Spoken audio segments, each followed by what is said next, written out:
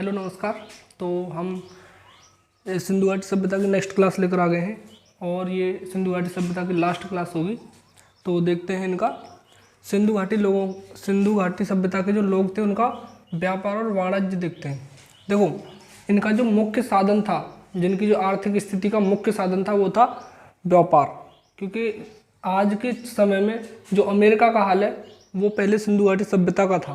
पहले हमारे देश में संपूर्ण व्यापार हुआ करता था। और देखो, ये जो वो था व्यापार, वो भारत के पक्ष में था। मतलब कि भारत से सबसे ज़्यादा निर्यात किया जाता था, आयात बहुत कम किया जाता था। ठीक है, जैसे कि आज के समय में हम चीन से आयात करते हैं, निर्यात बहुत कम करते हैं। ठीक है, इनका व्यापार आंतरिक और बाहरी दोनों रूप से था। जैसे कि हमारे जो सिंधु घाटी सभ्यता थी उसमें अंदर ही अंदर भी होता था और बाहरी भी होता था। तो देखिए, अंतर्राष्ट्रीय कौन कौन से थे। मेसोपोटामिया की सभ्यता से भी होता था, मिस्र की सभ्यता से भी होता था, फारस की सभ्यता से भी होता था। इन तीनों से साक्ष्य मिले वहाँ की मोहरें यहाँ की मोहरें वहाँ। तो उससे पता लगाया गया है कि ये व्यापार हुआ करता था। देखिए, कहीं भी मेहलुआ शब्द आए तो उसका संबंध है सिंधु घाटी सभ्यता से। क्योंकि जो मेसोपोटामिया की सभ्यता और फारस की सभ्यता में जो नाम यूज किया गया है सिंधु घाटी सभ्यता का, वो मेहलुआ शब्द किया गया है। ठीक है, और मगहन शब्द मकराना तट, जो अब का मकराना तट है बलूचिस्तान के आसपास का क्षेत्र, उसको बोलते थे मगहन। तो आगे देखते हैं। आइए सिंधु घाटी सभ्यता की मोहरों को देख लेते हैं। मोहरें कैसे करती हैं। देखिए, इसमें कुल 2500 मोहरें प्राप्त हुई हैं। यानी पूरी जो सिंधु घाटी सभ्यता की खुदाई हुई है उसमें अभी तक कुल 2500 मोहरें प्राप्त हुई हैं। और सर्वाधिक कहाँ हुई हैं? सर्वाधिक हुई है मोहनजोदड़ो में। कितनी? 1200।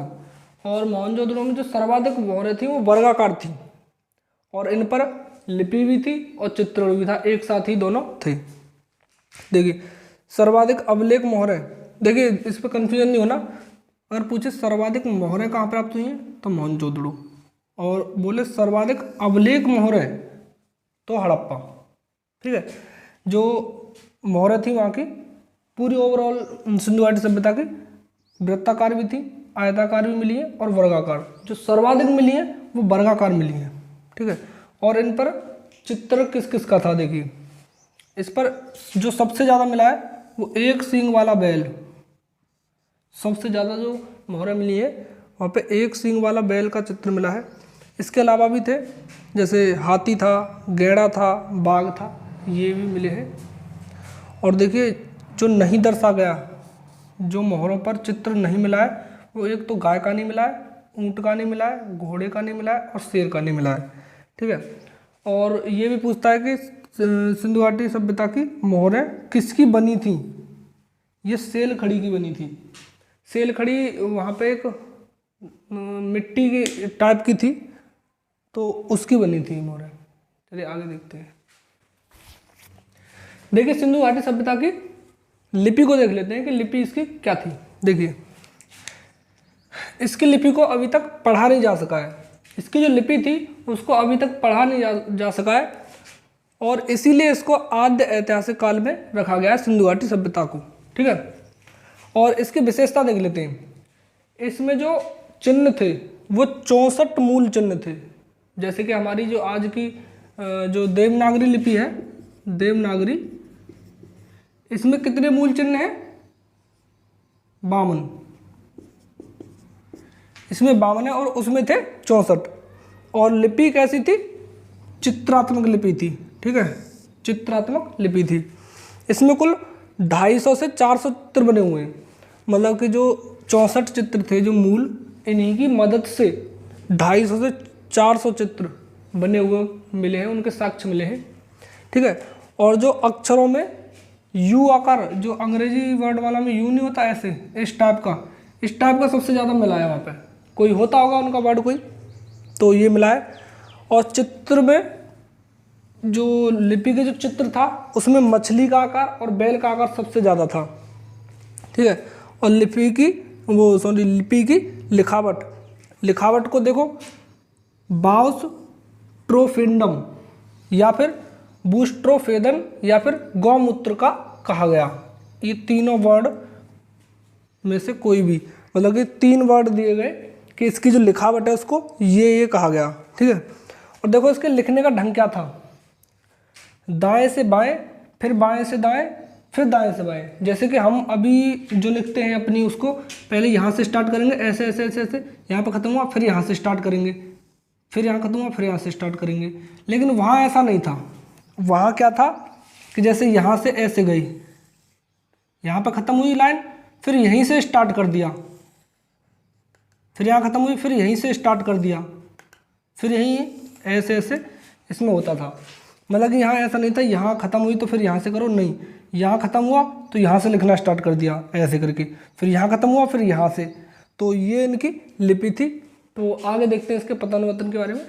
देखिए सिंधु सभ्यता के जो पतन है उसके लक्षण को देख लेते हैं कि कैसे कैसे हमने पता लगाया कि ये विलुप्त हो गई या फिर कैसे हुई। देखो नगरीय स्वरूप के पतन के लक्षण, इसमें लक्षण ये थे कि देखो जो पहले चौड़ी चौड़ी सड़कें होती थी वो छोटी छोटी नालियों में परिवर्तित होने लगी।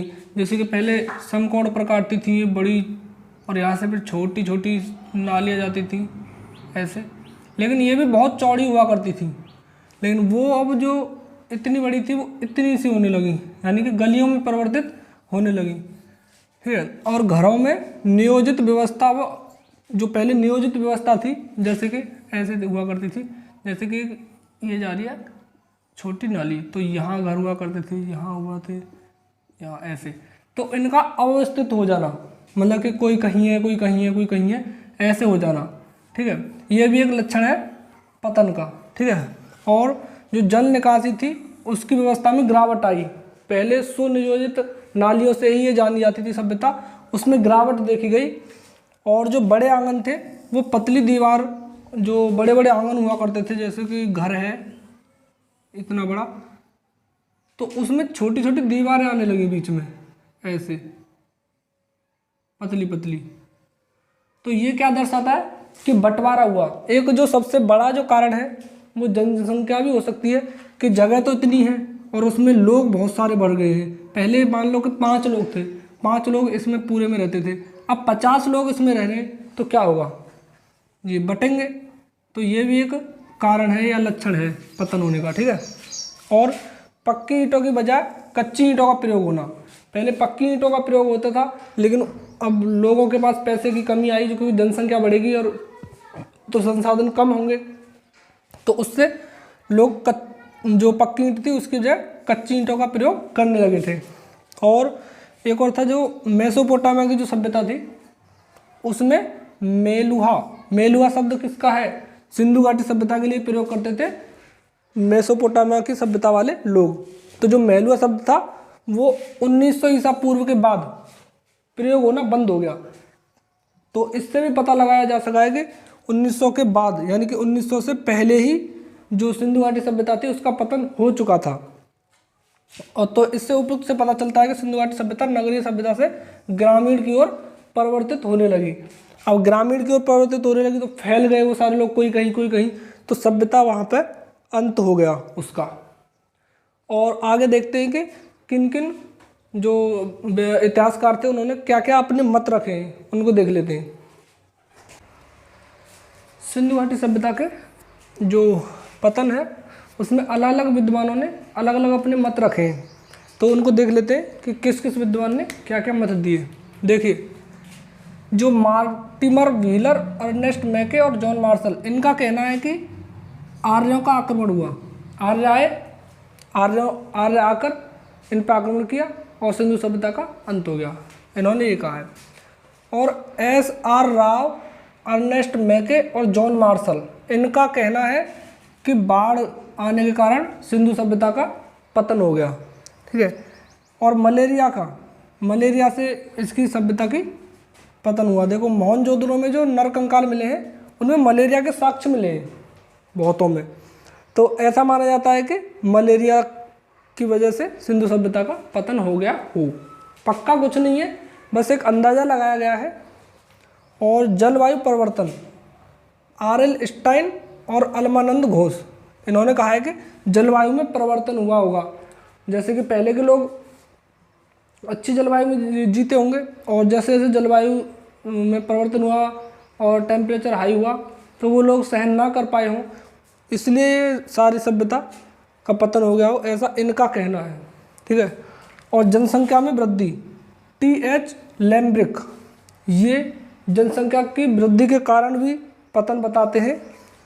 और भूकंप आने से, जॉर्ज डेल्स ये बोलते हैं कि भूकंप आने से इसकी सभ्यता का पतन हो गया। और जॉन मार्शल बोलते हैं कि प्रशासनिक लापरवाही, जो वहाँ पे प्रशासन करते थे वो लोग, उनकी लापरवाही के कारण भी सभ्यता का पतन हो गया हो, ऐसा कहना है। नदी मार्ग में परिवर्तन, अलमानंद घोष का कहना है कि नदी मार्गों में परिवर्तन के कारण भी जो डैम वगैरह या फिर खुद ही वो परिवर्तन हुए हों तो वैसे भी सभ्यता का पतन हो गया हो। तो इससे निष्कर्ष ये निकलता है कि पतन के एक मत नहीं है। तो क्वेश्चन कभी आता नहीं है कि कैसे हुआ, बस तो आएगा तो इन्हीं में से ऑप्शन आएगा और कुछ अलग आएगा। ठीक है। तो यहाँ पे सिंधु सभ्यता का अंत हो गया है, यहाँ पे ख़त्म हो गई सिंधु सभ्यता। तो बताना कि कैसी लगी हमारी क्लास, और सारी जो आपसे पहले की वीडियो नहीं देखी है तो प्लेलिस्ट बनी हुई है हिस्ट्री की, तो पहले से देखें और हमें सपोर्ट करिए क्योंकि नया चैनल है। और धन्यवाद। जय